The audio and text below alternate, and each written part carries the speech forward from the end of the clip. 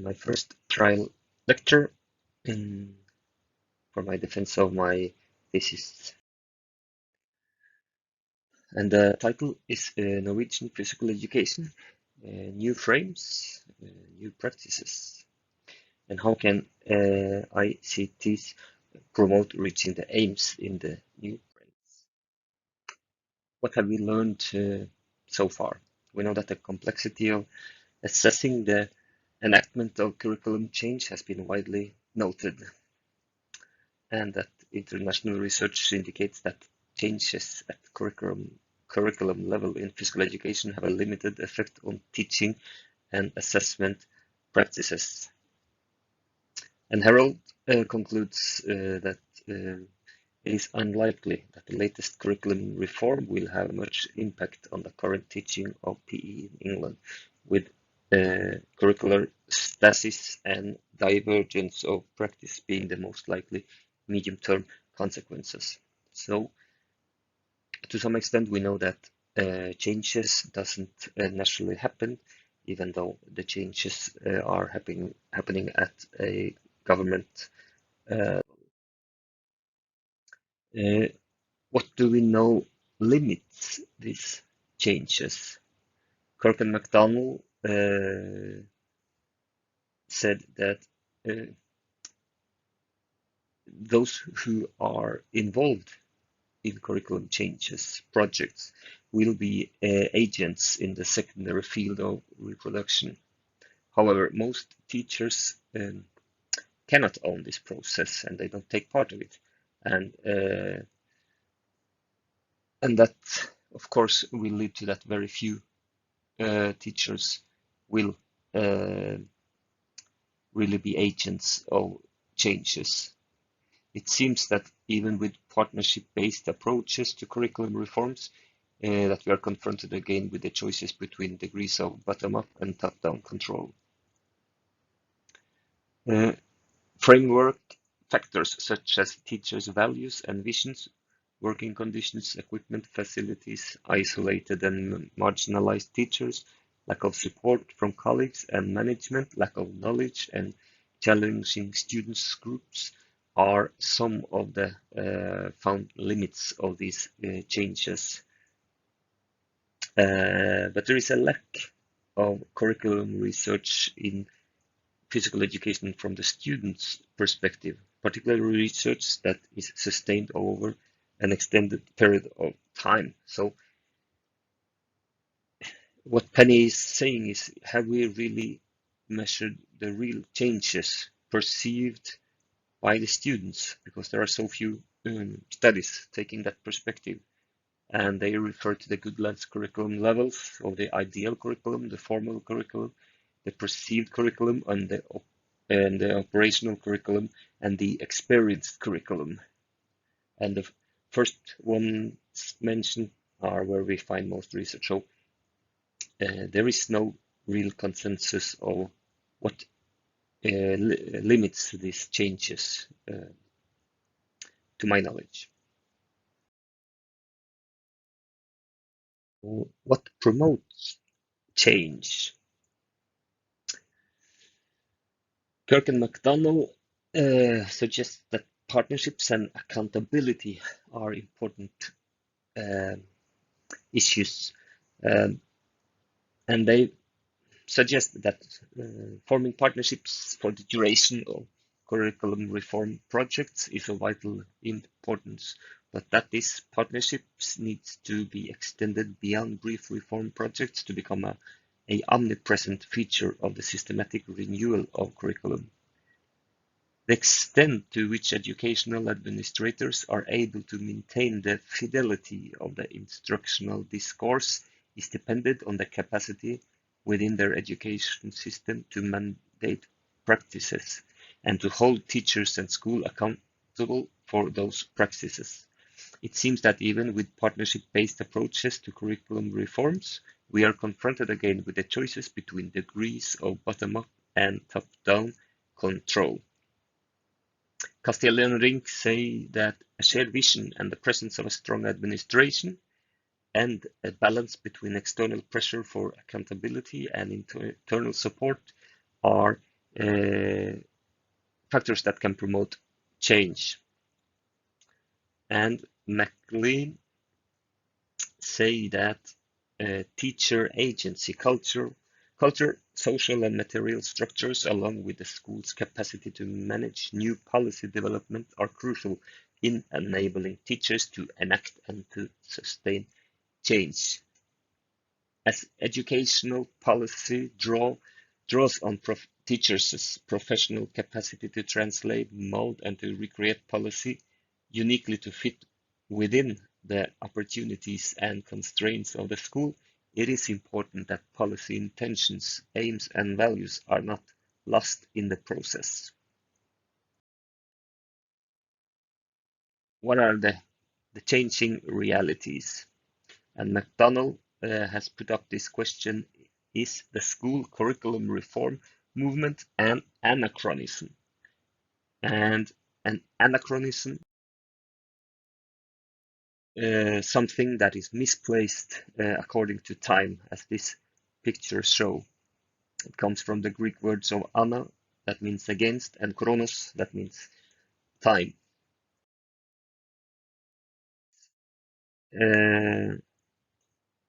Do the policy documents are they misplaced in time according to the reality of the society? While the literature in the curriculum field recognizes the difficulty in creating meaningful curriculum change within current school structures, the majority of innovations and analysis are blind to the bigger and more significant questions surrounding change. Who are the young people in schools, and what, where, and how do they learn? If curriculum reform continues to focus upon subjects, teachers, school-based lessons, and other modernist structures of school that obfuscate difference, meaningful learning, and the impact of technology, the reform movement will become more irrelevant to the lives of young people, and blind, floundering, and failure will be apt. So I'm going to talk about the new frames and how ICT can promote reaching the aims in those frames. This is A to C regarding the process of creating the new frames. Started, this was in September 2014, and this official Norwegian report were published. And the government or a ministry may constitute a committee and working groups who report on different aspects of society. And these reports can either be published as an official Norwegian report, like this one, or as a regular report. In this report, physical education is mentioned 24 times. We have an emphasis on a strong connection between physical education and sports, and pupils' competences in physical education are named athlete competences. And the variation in PE might be an obstacle for deep learning is something that is suggested in the report. And they will further suggest that deep learning can be obtained in a cooperation between schools and sport clubs. This was a bad report regarding physical education.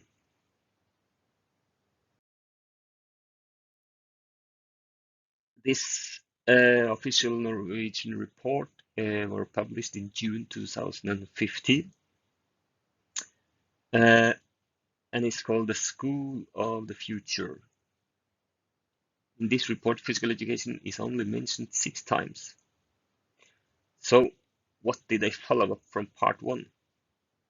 Well, not a single comment on what future competences in physical education would look like. Nothing.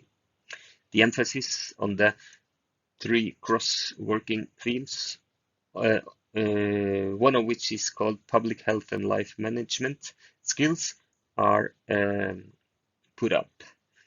And the question we asked ourselves after reading this report is, could physical education be erased as a subject and only included in one of these three cross-working teams? So again, we saw that this committee clearly had lacked a view on physical education that is recognizable among um, uh, people working with the subject and in physical education, teacher education.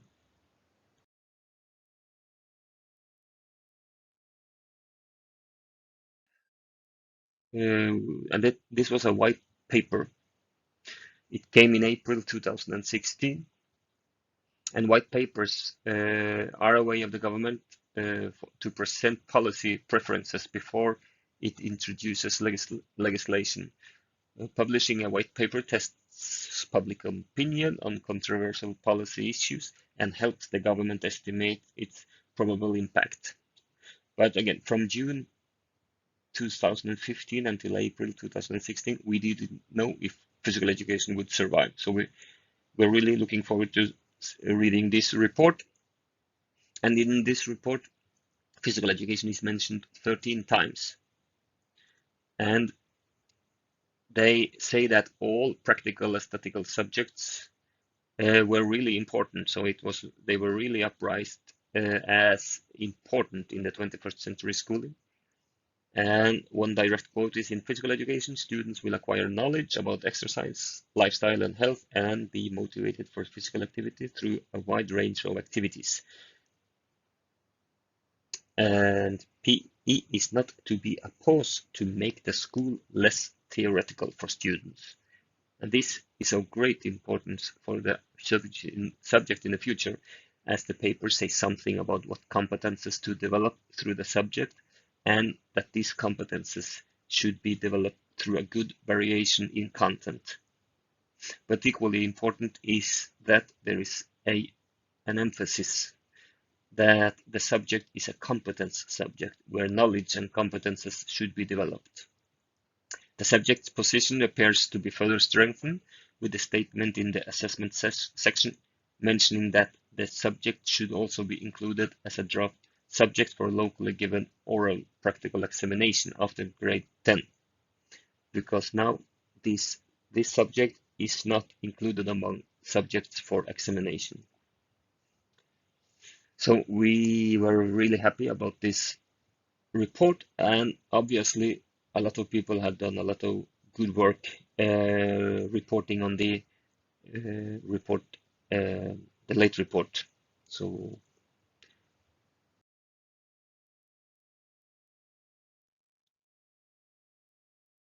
this is the finished and published curriculum for physical education, and it's national. It came in November 2019. The curriculum has been revised in an area of tension between performance aims, which are defined from external standards, and individual development aims, which are defined from internal standards. And on this basis of training principles, which are used to attain individual improvement and health. And links to say that it is unclear how fruitful this tension is between performance aims and individual development aims.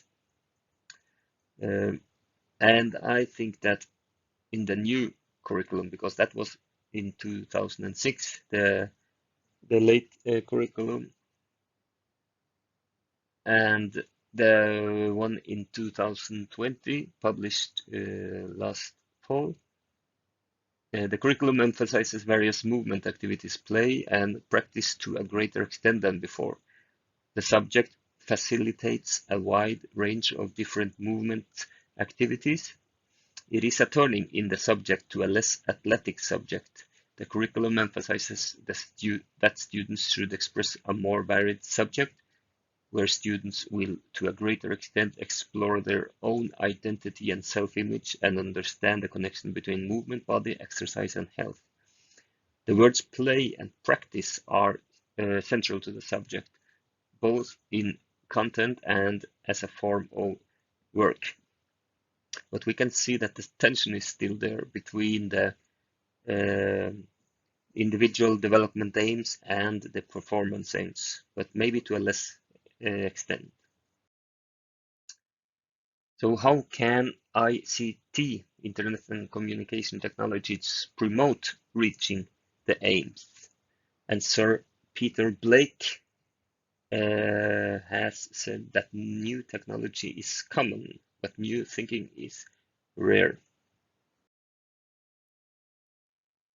Uh, Regarding digital technology in physical education, Van Hilvoorde and Kwek said that the omnipresence of digital technology in our society can in many ways obstruct the aim of physical education.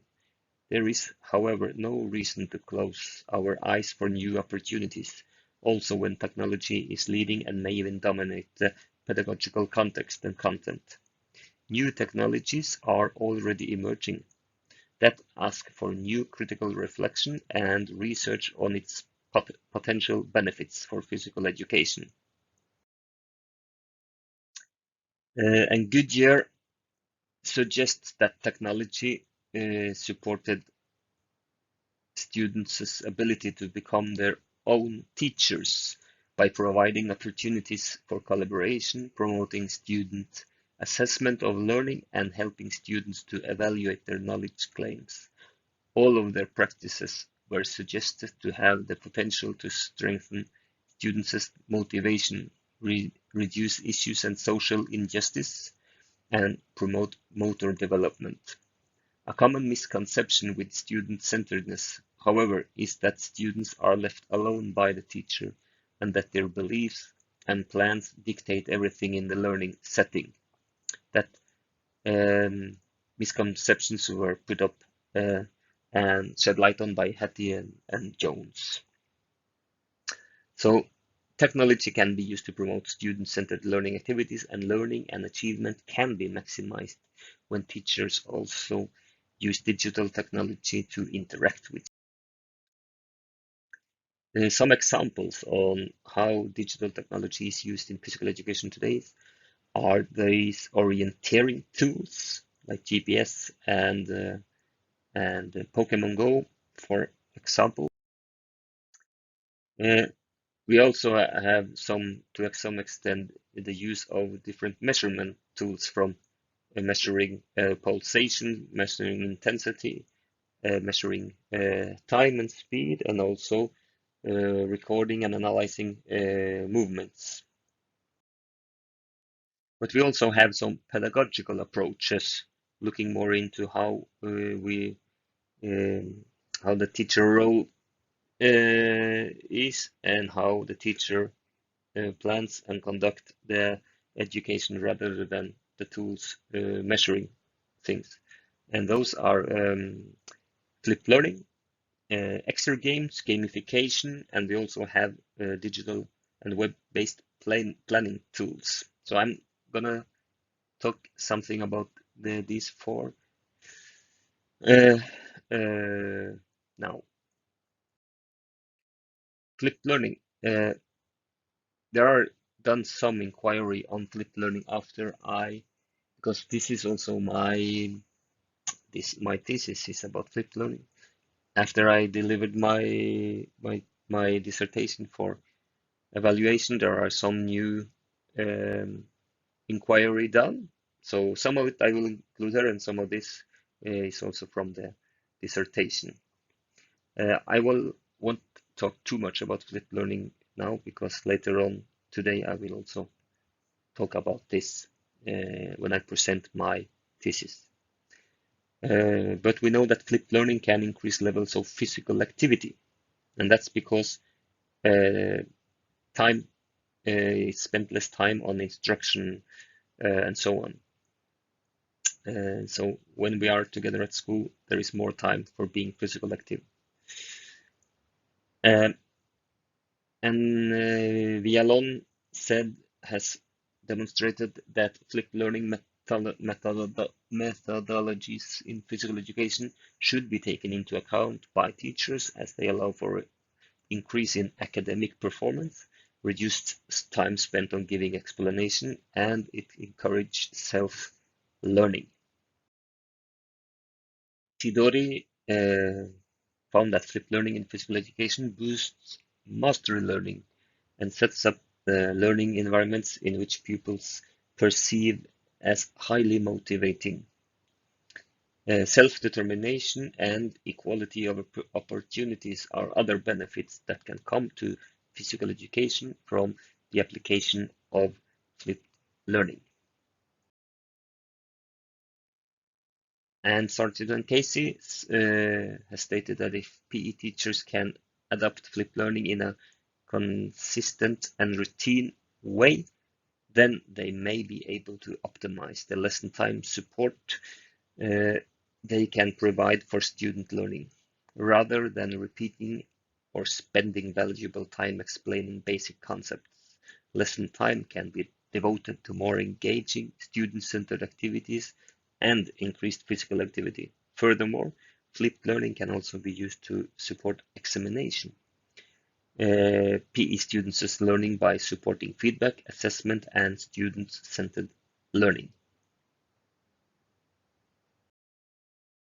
And Hinoyo Lucena found that the experimental group obtained better evaluations in the academic indicators, highlighting that motivation, autonomy, and increase interactions between the different agents to be a positive outcome when implementing flipped learning in physical education. And this study addresses flipped learning as an innovative approach in the teaching and learning process of physical education at two educational stages, both primary and secondary education. The object of this study is to analyze the effectiveness of flipped learning with respect to a more traditional methodology.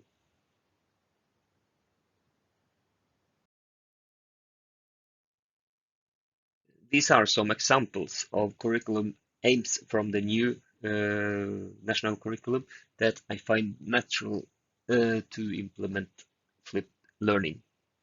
So after grade 2, the one goal is that the students should practice safe traffic by water and being able to call for help. By grade 4, they are supposed to create and use maps to orientate in familiar terrain. By grade 7, perform basic techniques of swimming on the abdomen, back, and underwater. And by grade 10, reflect on how different representations of the body in the media and society affect movement, activity, body identity, and self-image. And in all these aims, one can, as a PA teacher, find or make preparational material, preferably as a video, for the students to reflect on doing it as a homework before coming to class, where we do practical activity regarding these different aims, for example, in orientation or in swimming. Another methodology is Exergames. A major breakthrough in motion sensor technology was the Nintendo Wii, which uses an accelerometer within the Wii remote and a sensor bar to detect movements. And current research, though limited, links exergame play to weight loss, physical and mental fitness, and improved health. These are enjoyable tools that increase energy expenditure during play, motivate players to become more physical active, promote social interaction, and enhance cognitive performances. That was found by Stiano and Calvert, and Aurora and Pascal found that the results from mixed models of the experimental groups show that Greedy Rabbit increased students' physical activity metrics, and they had a significant association between the five situational interest dimensions and the changes in students' physical activity measures for the experimental group. Uh, all in all, this study demonstrated that a design-based bike exergame might be a good option to enhance students' physical activity based on the five situational interest dimensions. Greedy Rabbit might be useful for health professionals to promote physical activity participation and adherence among undergraduate students. In the new frames, one can look at these aims and see some areas where Exergame can be implemented in physical education. For example, after grade 10, understand several types of maps and digital tools and use them to orient themselves in familiar and unfamiliar environments. And I can link back to the tool shown before, that's called Pokemon Go.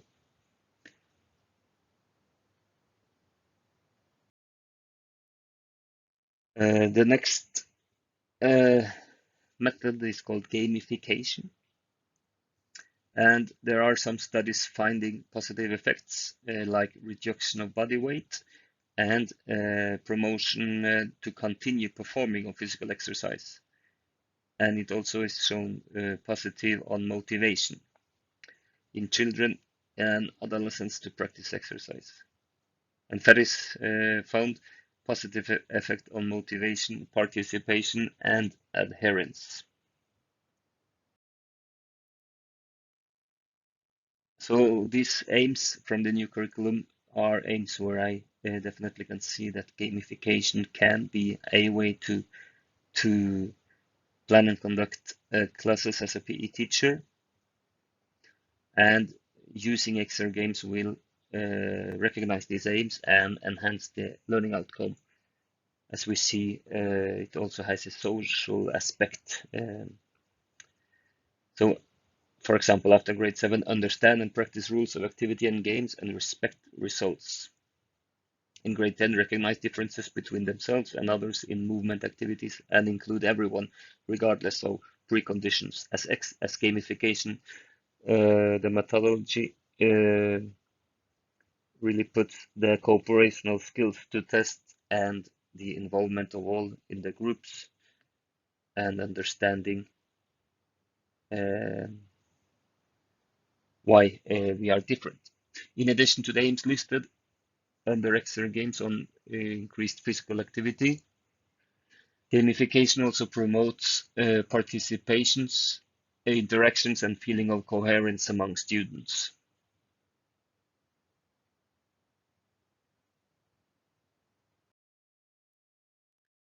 So when we combine flipped learning, Exergames, and gamification as my representation of ICTs in physical education, we can see that together they promote physical activity, individualization, student-centered activity, motivation, learning, and interactions. And this is half of what is called the subject relevance and core values. So this text is what is the subject relevance. And from this text, um, all aims derive from this text. And this is our mandate as subject, and this is what a PE teacher should focus on. And this is what society asks us to do in physical education. So this is the new frame. So how do these six components fit into the new frames? Physical activity that is mentioned several times throughout this text. Uh, that is also an aspect mentioned throughout this text. Activity, so the student is in focus. Regarding motivation, that's an important part of this. Learning is an important between students and between student and teacher is important. Covers a lot of the text that is what we are supposed to do in physical education. So if these 6 components can be enhanced by using ICT and digital technology in physical education, we can see that they are promoters of reaching the aims in physical education in the new frames. We also have this web-based planning tool that will be for use with the new frames, and the Norwegian Directorate for Education and Training, that is the directorate publishing the new frames. They are responsible for development of kindergarten and primary and secondary education. The directorate is the executive agency for the Ministry of Education and Research. In the login version of this tool, you will be able to retrieve different parts of the curricula, post your own comments, and plan the teaching. It will be possible to plan across multiple subjects and in cooperation with other teachers, as well as share content with students and parents. You will also get an overview of what you have planned, and the directory will not have access to the content of the login version. So this is a good planning tool that you can use, and I incorporate this as a within ICT, promoting reaching the aims in the new frames.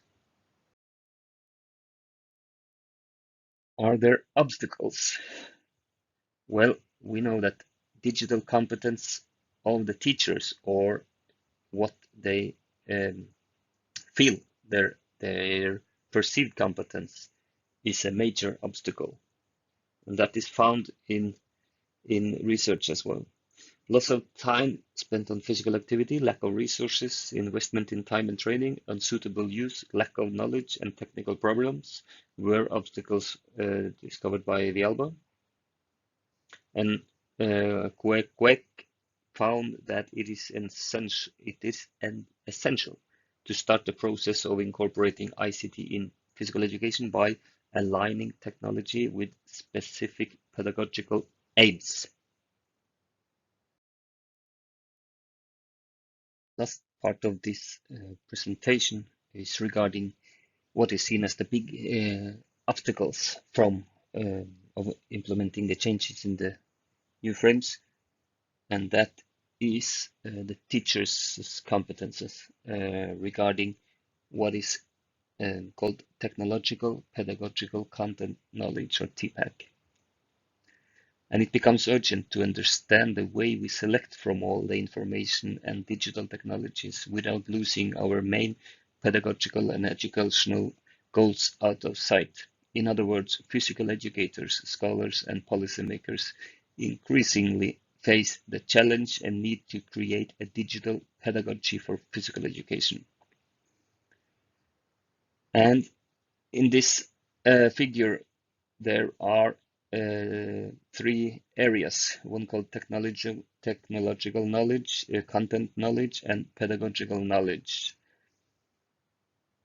And when we combine these circles, we have something called PCK, that is the pedagogical content knowledge. This is knowledge that deals with the teaching process. At the heart of PCK is the manner in which subject matter is transformed for teaching. This occurs when the teacher interprets the subject matter and finds different ways to represent it and make it accessible to learners.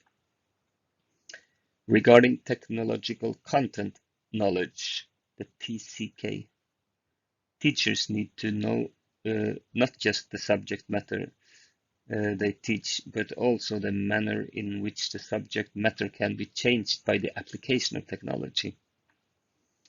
And TPK, that is the technological pedagogical knowledge. That is knowledge of the existence, components and capabilities of various technologies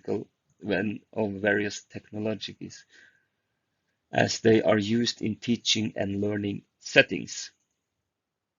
So in the heart of this, when you combine technological knowledge, content knowledge, pedagogical knowledge, technological pedagogical knowledge, pedagogical content knowledge, and technological content knowledge, you have technological pedagogical content knowledge.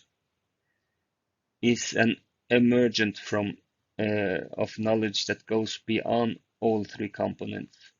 Well then, content, pedagogy, and technology. For a successful use of technology,